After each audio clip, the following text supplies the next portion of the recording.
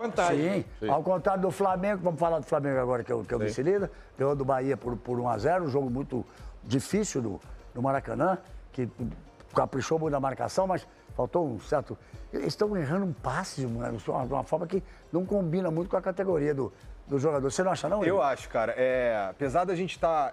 É um sofrimento gourmet, de certa forma. Porque ganha ali de 1-0, um gol bem no começo, né, do nosso querido Arrascaeta. É isso que eu quero falar do meia. Vamos lá. Mas depois a gente não conseguir sair desse 1-0 é um sofrimento gourmet, de certa forma. Porque a gente, que nem o jogo que a gente empata também na Libertadores, que a gente achou que ia atropelar, né? E terminou com o Flamengo se defendendo para segurar o Aí que tá. Se tu faz um gol e tá ganhando de 1-0 e tu não tem nenhum risco de tomar um empate, é diferente. O problema é que tu faz 1-0, mas tu tá com o adversário em cima de ti pra ganhar, fazer o jogo do empate. Pois né? então aí a gente fica, meio desesperado. Mas pegou um baita time, um time que tem um treinador que tem um time nas mãos, o Bahia, muito bem treinado pelo Rogério Ceni. Olha, o Rogério Bahia, pelo que eu sei, já começaram as conversas da renovação. E não se esqueçam que o Bahia hoje, ele pertence ao Grupo City. Essa coisa de SAF, essa coisa pertence ao Grupo City, que é do Manchester City, que é dirigido há tantos e tantos anos pelo Guardiola. Eu tenho a sensação que do Bahia o Rogério Ceni vai para a Europa. Também acho. Eu Estão tenho preparando essa sensação, que pode acontecer de ser um grande técnico por lá. Faz um belíssimo trabalho,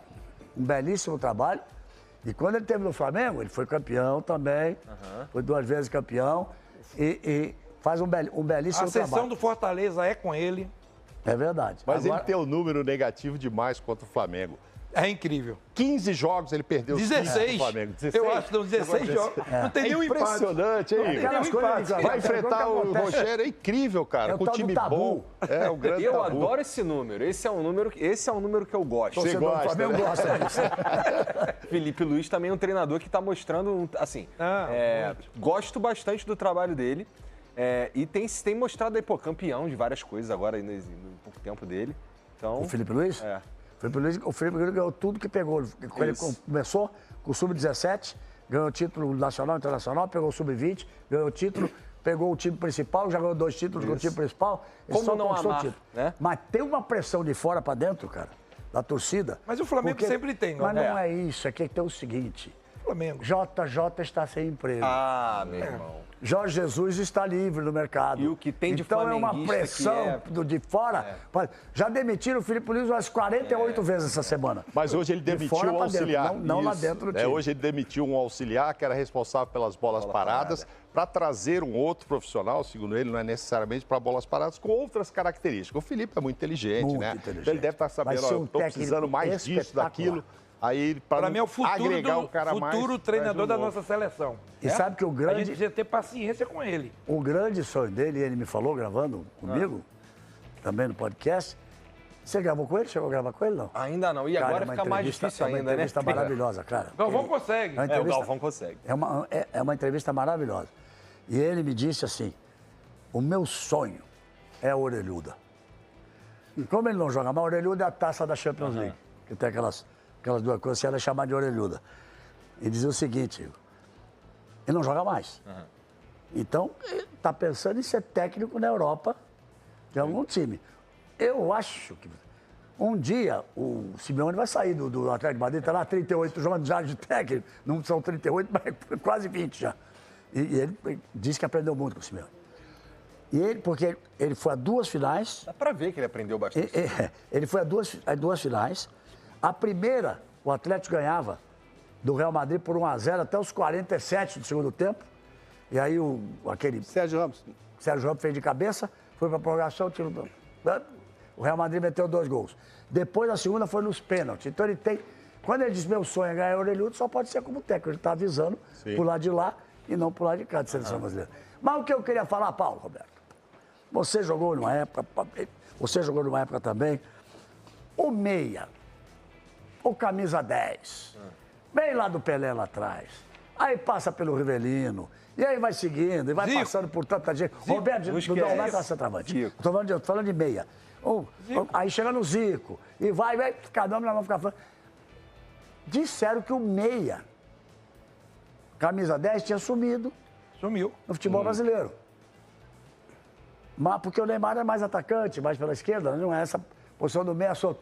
Aí aparece um uruguaio, tal de Arrascaeta, é meia e artilheiro do Campeonato Brasileiro. Tá com quantos gols que ele tem em 8 jogos? 7. Tem 7 gols. Pra você ter uma ideia, o Palmeiras tem 9 gols, eu acho que, no campeonato. 7 marcados por estrangeiro. Jogador estrangeiro. E 2 desses que o Roque fez, ultimamente. Ele é o meia que estava faltando, Falcão? Eu acho que ele é um... O cara que jogava com você no Internacional, jogava com você na Roma, jogava com você na Seleção Brasileira, o 10, o meia, o 10. Ele é um meia que não vem muito atrás, né, evidentemente. Eu diria assim, ele seria um terceiro jogador de meio campo, na época antiga. Ué, seria não era assim quando se falar do Rivelino, quando se falar do Pelé, quando se falar do Mas Zico? eu acho que o Rivelino é um pouco mais atrás, tá? Mas ele seria aquele número antigo 8.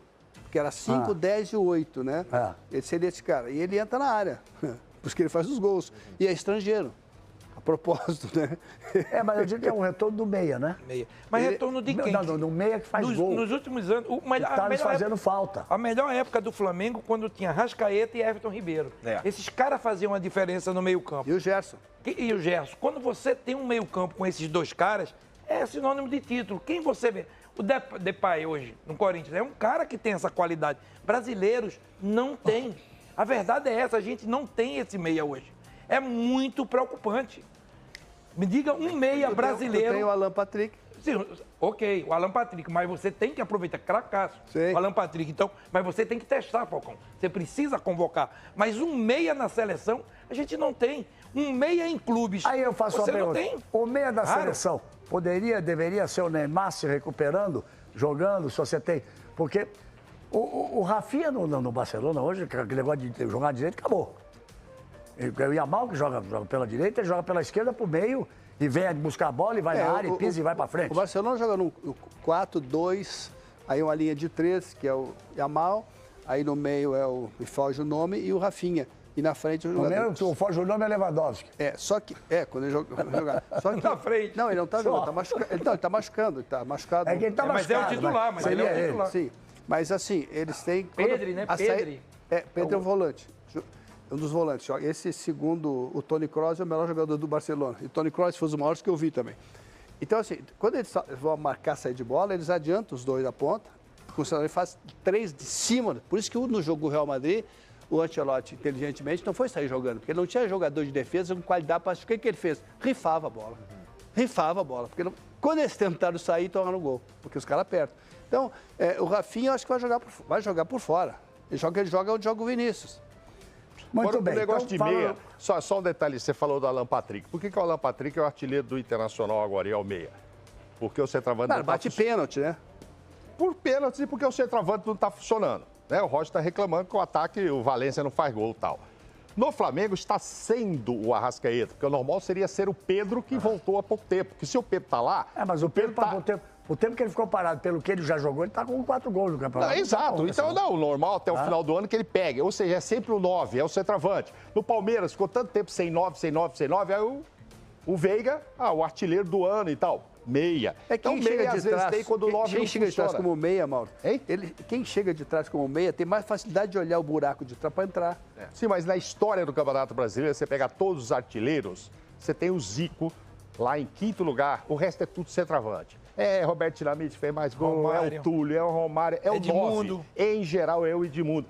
Entendeu? Meia para chegar à Mas artilharia. é o 9 porque tem chegada dos meias para ajudar ele a fazer os gols. Eu estou dizendo o Arrascaeta, é anormal agora o Arrascaeta, o meia, está sendo o artilheiro do brasileiro. Você fala porque você falou. O Zico é o 5º, antes dele tem Roberto Dinamite, que infelizmente já não está mais nem aqui com a gente. Claro. Infelizmente se foi. Você falou do Roberto Dinamite, você falou do Zico. Meu amigo Romário. Você falou do Romário, você falou do Edmundo. Estou falando em número geral de gols. Fred, Só gente boa.